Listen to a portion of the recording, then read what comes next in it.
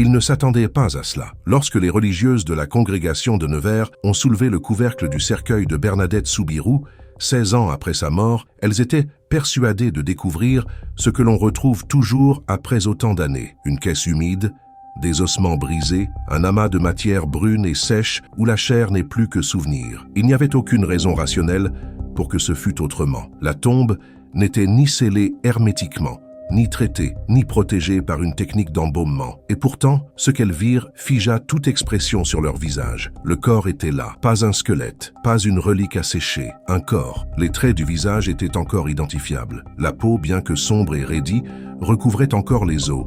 Intacte, les paupières fermaient toujours les orbites. La bouche, refermée, semblait à peine différente de celle d'une personne fraîchement décédée. Rien n'avait la logique du temps qui passe. C'est à ce moment précis que le silence du couvent de Nevers, pourtant familier, commença à peser comme un couvercle sur la raison. L'évidence biologique venait de cesser d'exister. Le choc fut d'autant plus grand que Bernadette n'avait jamais été embaumée. Aucune substance conservatrice, aucun traitement sur les tissus, rien qui puisse expliquer, même partiellement, une telle incorruption. La fosse où elle avait reposé n'était même pas à l'abri de l'humidité. Tout indiquait que la putréfaction aurait dû achever son travail depuis longtemps. Mais la dépouille s'était comportée comme si la mort l'avait saisie, puis s'était arrêtée net, incapable d'aller jusqu'au bout. À ce stade, les religieuses ne pouvaient pas encore parler de miracle sans enquête. L'Église exige des faits, des preuves, des témoignages recoupés. C'est pourquoi on décida d'appeler des médecins laïcs, extérieurs à l'Église, et donc supposés étrangers à toute complaisance mystique. Les rapports médicaux qui suivirent furent rédigés noir sur blanc, signés, datés, archivés. Et c'est là que le mystère cessa d'être un simple choc visuel. Il devint un dossier. Les praticiens constatèrent que la structure corporelle était d'une intégrité surprenante pour un corps resté en terre 16 années. Les conclusions n'étaient pas spirituelles ni religieuses, elles étaient simplement techniques.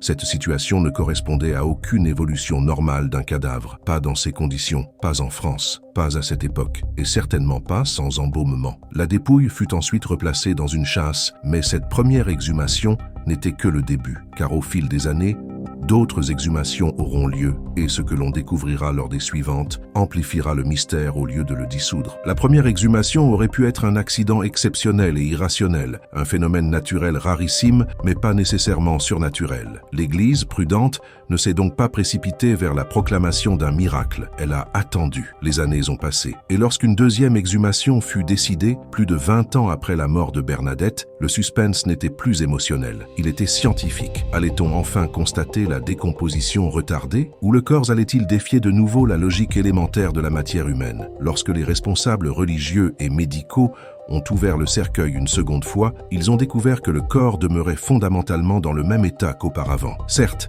la peau avait légèrement noirci, certains plis du corps s'étaient rigidifiés, mais la chair était toujours présente, adhérente aux os. Pas d'effondrement des structures, pas de liquéfaction, pas de fragmentation osseuse. Rien de ce qui signe la progression normale d'un cadavre vieux de plusieurs décennies. Le médecin désigné pour l'examen, n'ayant aucun intérêt religieux à défendre, a attesté par écrit que l'intégrité générale du corps est incompatible avec la durée de l'inhumation. Ce constat dérangeait d'autant plus qu'à Lourdes, la figure de Bernadette était déjà devenue un symbole spirituel. La jeune fille, qui avait affirmé voir une dame dans la grotte de Massabielle et qui, jusqu'à sa mort en 1869, vécut sans privilège, sans honneur, sans exploitation de son propre récit. Sa vie avait été brève, rude, marquée par la souffrance physique constante. Rien, absolument rien dans son existence ne la prédestinait à devenir une énigme médico-religieuse posthume. Lorsque la troisième exhumation fut ordonnée, plus de 40 ans après sa mort, on s'attendait enfin à ce que la nature ait repris ses droits. 40 années enterrées suffisent à réduire n'importe quel corps humain en poussière structurelle. Mais non. Encore une fois, l'état d'incorruption générale subsistait. À ce stade, la contradiction devenait brutale. Soit le monde physique obéit à des lois constantes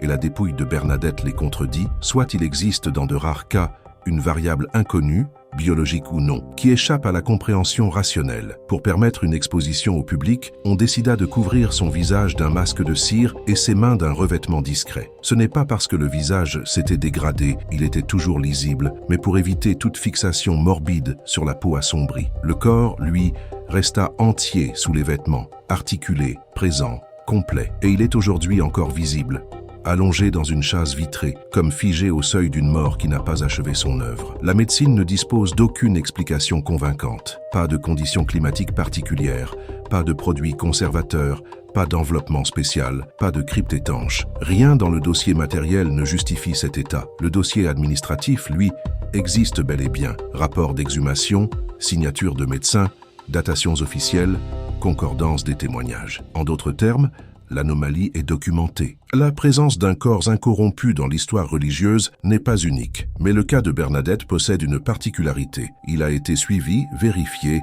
et documenté à plusieurs reprises par des médecins laïcs dans différents contextes, à des décennies d'intervalle. Le phénomène ne repose pas sur une vision, un témoignage subjectif ou un récit transmis par tradition. Il repose sur des constats physiques répétés. Tout ce qui aurait pu être invoqué pour expliquer l'incorruption, un environnement sec, un procédé chimique, une crypte isolée, une impossibilité d'accès de l'air, un enfouissement particulier, a été éliminé un par un. Le corps incorrompu de Bernadette se trouve aujourd'hui au couvent de Saint-Gildard à Nevers, dans une chasse de verre. Les visiteurs, qu'ils soient croyants ou non, sont confrontés non à une relique symbolique, mais à une preuve matérielle, un cadavre humain qui n'a pas suivi le destin biologique universel de la putréfaction totale. Ceux qui se rendent sur place décrivent presque tous la même sensation, un trouble, non pas une émotion mystique, mais un heurt cognitif. Face à ce corps, la raison cherche une cause et n'en trouve aucune. Les autorités ecclésiastiques,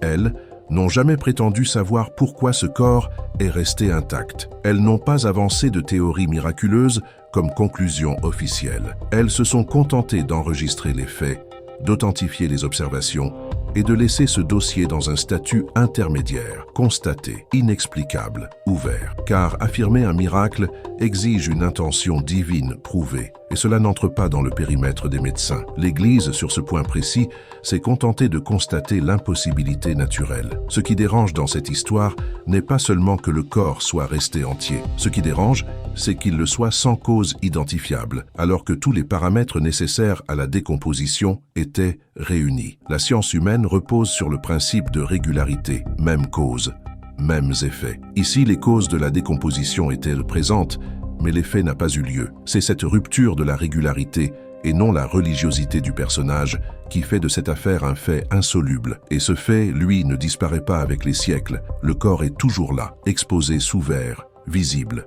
matériel, non symbolique. Les visiteurs peuvent le regarder à travers une vitre, non à travers un récit ou une légende. Il n'y a rien à interpréter, il y a à voir. Ceux qui persistent à dire que cela ne peut pas exister sont confrontés à une réalité qui ne demande pas leur adhésion pour être vraie. Peut-être qu'un jour, la biologie découvrira un mécanisme naturel, rare, capable de reproduire ce phénomène. Peut-être qu'une explication matérielle existe déjà mais n'a pas encore été formulée. Ou peut-être qu'il existe, au cœur même de ce monde physique, des exceptions qui ne sont pas des erreurs, mais des rappels que nos certitudes ne sont pas des lois, seulement des limites de compréhension. Quoi qu'il en soit, le corps de Bernadette demeure comme une fracture ouverte dans le réel. La mort y a commencé son œuvre, puis elle s'est arrêtée. Et tant que cette chasse restera visible, le mystère ne pourra ni s'éteindre, ni s'expliquer, ni s'effacer. Si cette histoire t'a marqué, ne quitte pas la vidéo sans agir. Abonne-toi maintenant, parce que d'autres faits réels, tout aussi dérangeants, t'attendent déjà.